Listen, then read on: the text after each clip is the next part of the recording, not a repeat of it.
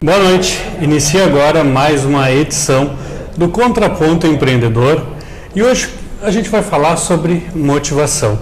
Como é importante estar motivado para o seu negócio e também desenvolver perfis empreendedores. E para falar sobre isso, hoje eu recebo o Joel Adriano Maciel, que tem um currículo extenso, né? Não vou nem enumerar tantas coisas, mas a gente vai falando aqui no decorrer dessa entrevista, desse bate-papo. Boa noite, Joel. Prazer te receber aqui. Boa noite, Lisandro. Prazer poder estar participando do teu programa. Boa noite a todos os telespectadores. Te cumprimentar por essa iniciativa. Estávamos conversando anteriormente sobre a questão do empreendedorismo, que é o foco do teu trabalho aqui nesse programa, que entendo ser uma ação de grande importância, porque o brasileiro ele está cada vez mais empreendendo, né? E nós temos em vários países do mundo um conjunto razoavelmente significativo de escolas de negócio, de escolas que fomentam o empreendedorismo. E um programa neste perfil que tu estás desenvolvendo aqui, eu acredito que ajuda a estimular aquelas pessoas que têm a pretensão de abrir o seu próprio negócio, de ser bem-sucedido, porque sabemos que tem a parte bonita de ser empreendedor, o glamour, mas por trás disso tem um preço que se paga, tem um trabalho árduo, duro, né? Às vezes as pessoas dizem, eu quero ser o meu próprio patrão. Muito bem, você vai ser o seu próprio patrão, em contrapartida você vai ter inúmeros outros patrões que são os teus clientes, né?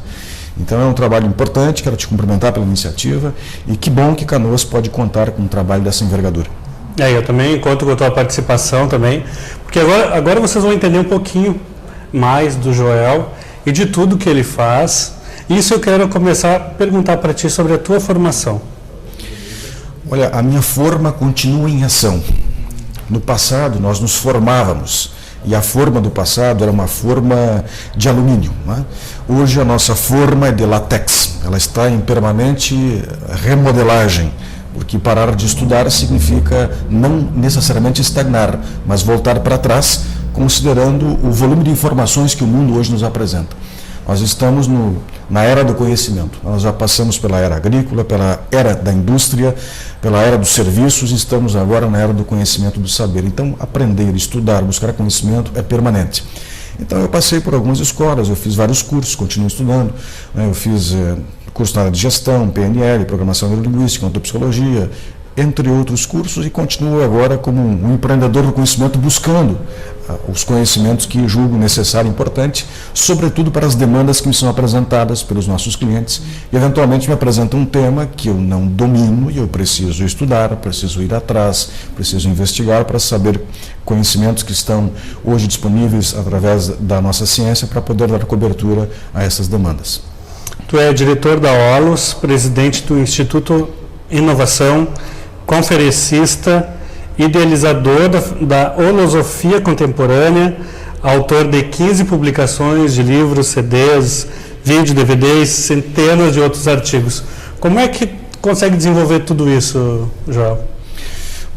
Primeiro porque é uma área que me atrai, eu gosto, então faço com prazer, com bom gosto. A gente aproveita o tempo, entre aspas, livre, em que as pessoas normalmente se ocupam com atividades, digamos que de lazer, que não necessariamente me atraem muito. Então a gente aproveita para fazer trabalhos nesse sentido. Potencializa-se o conhecimento que tem através da escrita de um livro. Na verdade, enquanto eu estou escrevendo, eu estou aprendendo também, porque eu estou pesquisando, estou investigando, estou buscando conhecimento, me preparando para os treinamentos. E os negócios, os projetos que nós temos, só se consegue produzir resultados se tiver equipes boas ou parceiros qualificados para poder desenvolver. Então a gente faz uma ginástica bastante significativa para poder produzir resultados. E a OLOS, tu é diretor da OLOS, o que seria essa empresa, qual é o segmento? Nós trabalhamos com esses dois negócios, é o Instituto Inovação e a OLOS. A OLOS ela está mais voltada para os treinamentos e desenvolvimentos que nós atendemos organizações públicas e privadas, mas no âmbito das questões relacionais, comportamentais, onde o holismo está mais presente. O que é o holismo? É uma visão do todo, porque nós estamos numa sociedade que se fragmentou. Uma sociedade que se especializou e que, por conta disso, trouxe os seus avanços. Agora, o problema das especializações, não necessariamente o problema, mas quando tu te volta exclusivamente para um ponto, tu acaba às vezes perdendo um pouco a visão sistêmica. E a visão sistêmica, ela é importante para nós podermos ter não só noção da conjuntura que estamos inseridos, mas sobretudo para que a gente possa ter uma maior compreensão por parte do outro, do cliente, das pessoas que são parte da nossa organização. Então essa visão a holosofia resgata, ela traz. E ela prega a necessidade de um indivíduo estar em equilíbrio, em harmonia para consigo, para com os demais e, por conseguinte, ele estar com saúde, no termo pleno da expressão saúde, que é o que a Organização Mundial da Saúde prega e defende, que não é só a ausência de sintomas. Às vezes eu pergunto para o meu pai: daí pai, o senhor já fez os exames? Eu estou bem. Não, mas não é estar bem. Tem muitos indicativos que só se apresentam quando estão somatizados. Então, estar bem significa estar bem do ponto de vista físico, emocional, espiritual, mental. Ou seja, a gente precisa estar evoluindo permanentemente. Então, a gente precisa aprender, nós precisamos cuidar do corpo, cuidar da alimentação, das nossas relações. Então, a Holosofia trabalha em cima disso e o Instituto Holos desenvolve programas de ação, projetos de capacitação e desenvolvimento mais voltados para este campo e essa linha. Já o Instituto Inovação, ele é mais voltado para atividades de recursos humanos, então intermediação de mão de obra, administração de estágio, capacitação, pesquisa e outras temáticas que são mais pragmáticas, que são mais cartesianas, né? E menos voltada para essas questões mais humanísticas que hoje tem uma demanda relativa dentro das organizações.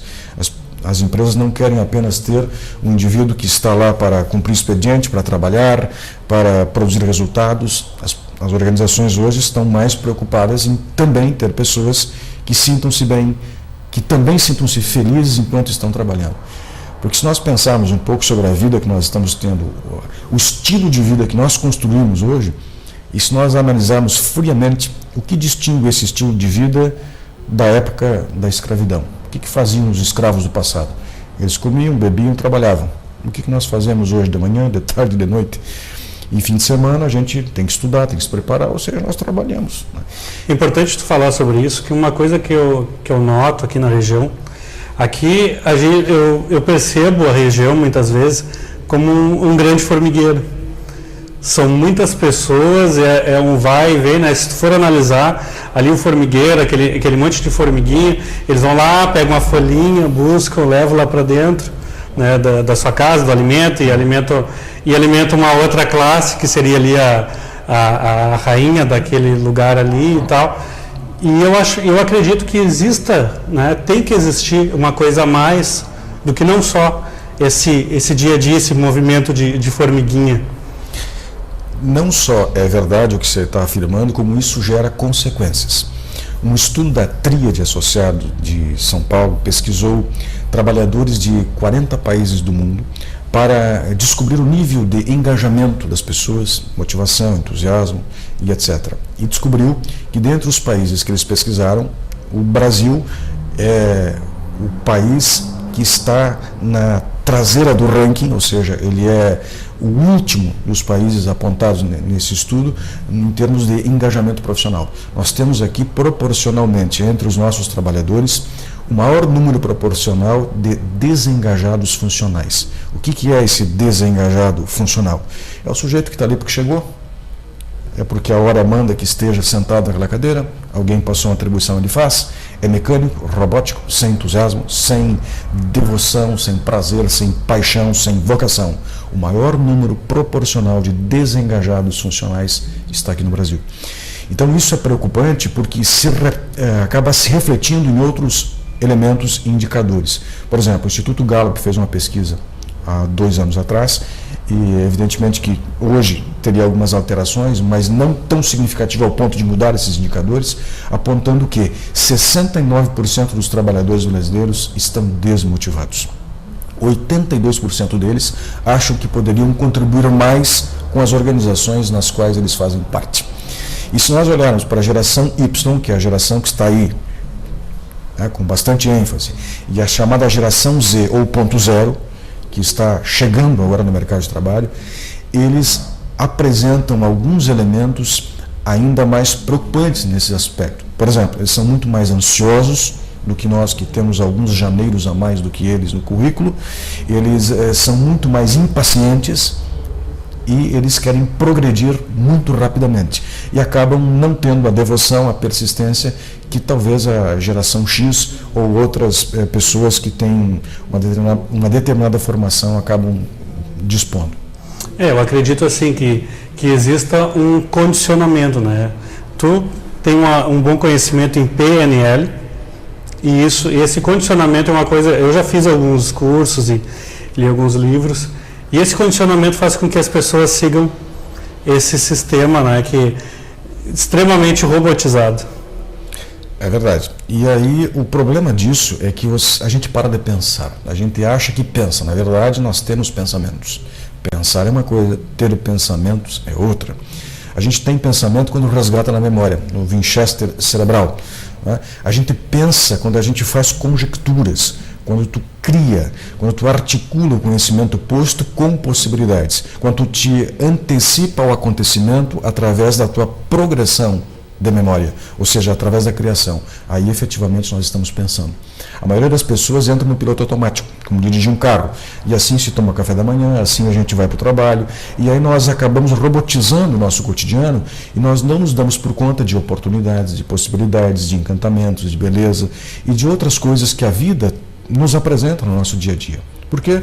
Porque nós entramos num ritmo que acaba nos engessando neste e em outros aspectos, inclusive.